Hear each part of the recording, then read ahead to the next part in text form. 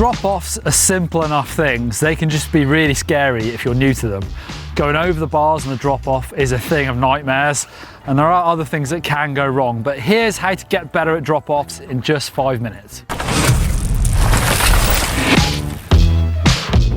Disclaimer, you should be able to understand how to do drop-offs in 5 minutes, and hopefully be able to nail some small ones.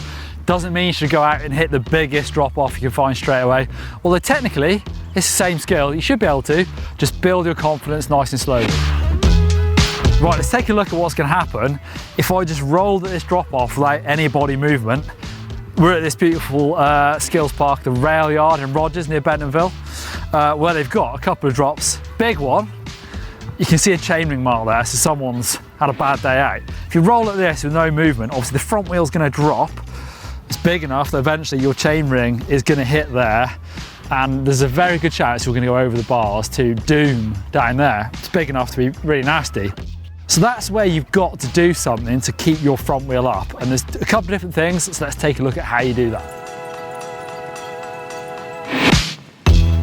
Method number one takes a bit of boldness, a bit of confidence, but if you throw a little bit of speed at a drop-off, that extra momentum is going to carry your front wheel, so it's not just going to drop like a stone as soon as it comes off the end of here. Like I say, it's pretty committed to do that, but it is the sort of easiest and probably the safest way of tackling a drop-off. Obviously here I'm dropping into a downslope, super smooth. There's a knuckle there that I want to clear and nose the bike in, so actually I'm matching the angle of the landing.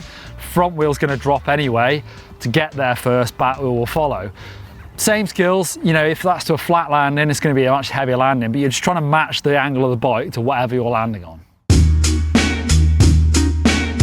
Throwing speed at a drop-off is kind of like a cheat. Like I said, you've got to be super confident, but you don't really take any skill to do it. You've just got to judge it correctly, because that can still go wrong, and that takes practice. Really, the key skill to learning any drop-off is learning how to lift the front wheel. To lift the front wheel, it's all about that manual technique. I've talked about this in other skills videos, so check those out.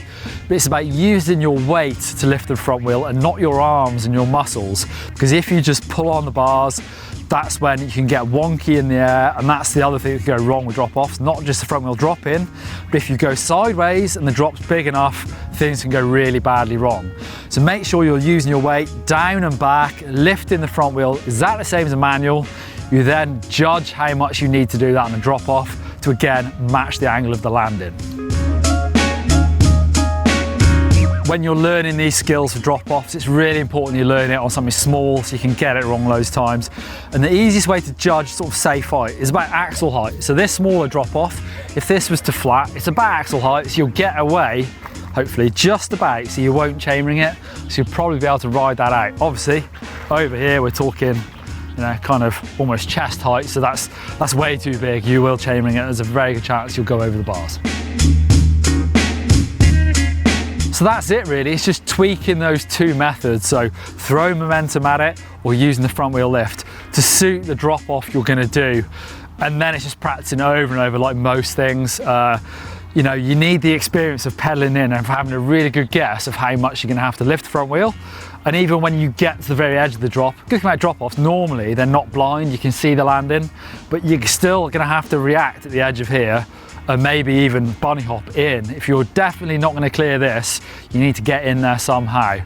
Like I said, the main things that can go wrong are getting it sideways by pulling with the arms.